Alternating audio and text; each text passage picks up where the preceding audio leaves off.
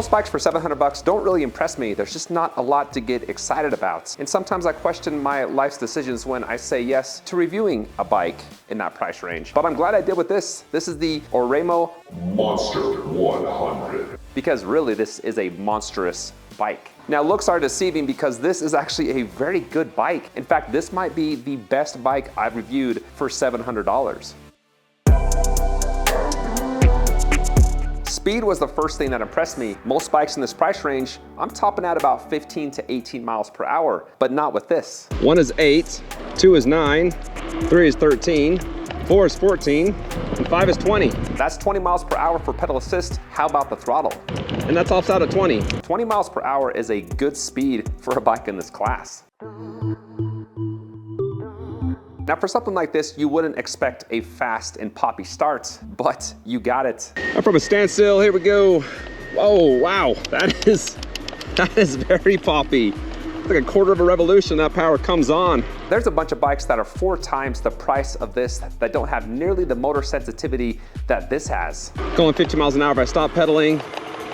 About a half a second before it cuts off. If I re-engage, there's about just over 1 revolution before the power comes on. So the pedal assist kicks butt for motor reaction time. How about the throttle? And for throttle, ooh, immediate power off the line. Pretty poppy for how cheap this bike is. Well, as you saw, off the line, as soon as you hit that throttle, it goes. I'm going about 12, 13 miles an hour. If I release it, instantly cuts off. If I re-engage, oh, comes on pretty quick, actually. Now there's about a half an inch of play before the power comes on, but when it does, it comes on pretty quick.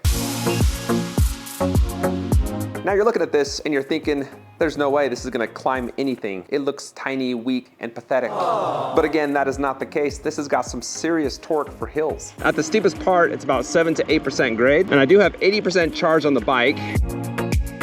Right around this corner is where it starts to get steep. That bike's still doing all the work. 8, 7 miles an hour. Zero noise coming from the motor. Last steep section here, still holding at 7 miles an hour. Coming up over the top, and bike was doing 100% of the work the whole time. Now if I was gonna compete in a hill climbing test for $700 bikes, this would be my pick. Red Rover, send Oraimo right over. As far as brakes go, you got your standard dual disc brakes, so nothing too fancy about the braking. Now the left side controls the rear, the right side the fronts. They also have motor cutoff, and the brake levers are not as cheap feeling as I was expecting. For some light braking, nice and smooth. Wow, I'm actually very impressed. And then for some hard braking, nice and controlled, which is saying a lot for how big I feel on this thing. Here's where the bike just solidified its awesomeness.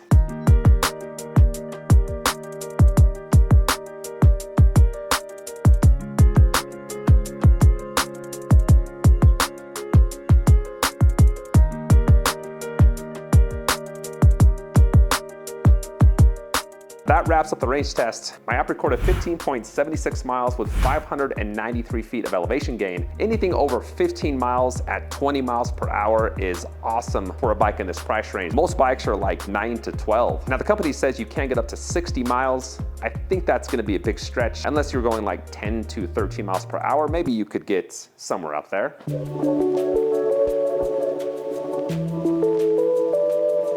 It looks like they took a normal bike frame out of the battery and the hub motor, did some wiring up through here. I mean, there's no internal wiring, it's all outside. It's a cheap and easy way to go from non-electric to electric. As far as geometry, I'm a 5'11" rider, and as you can see, I look pretty big on this. I feel very top heavy, but at the same time, it's actually balanced pretty well.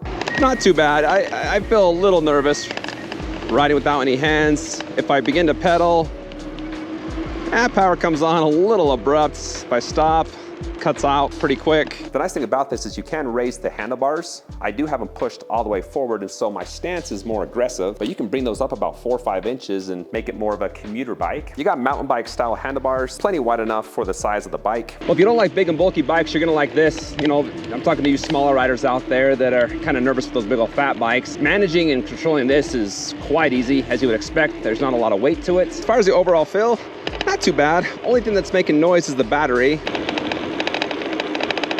So that's a little bit annoying, but everything else about the bike feels pretty solid. I'm moving on to the grips. I'm not the biggest fan of them. They're just a very cheap feeling grip. And then you got these two shifting levers. 1 to 7 on the right side, rapid fire from 1 to 7. On the left side, not really a big fan of these types of shifters, but you push and you pull with that one. The saddle is actually very comfortable. This also has some suspension underneath. A little bit down, you got compass tires, not the beefiest tire. This is more like a gravel tire. And then up in the front, you actually have some really nice suspension. I went off the road into this field and hit some bigger bumps and was actually really impressed with how well that held up. You take that and you combine it with the saddle and you've got a pretty comfortable ride. Moving on to the LCD screen, there's 3 buttons. On the side is the power. You got plus and minus to change the assist levels. Hit the power button to scroll through different readouts, and that's pretty much it.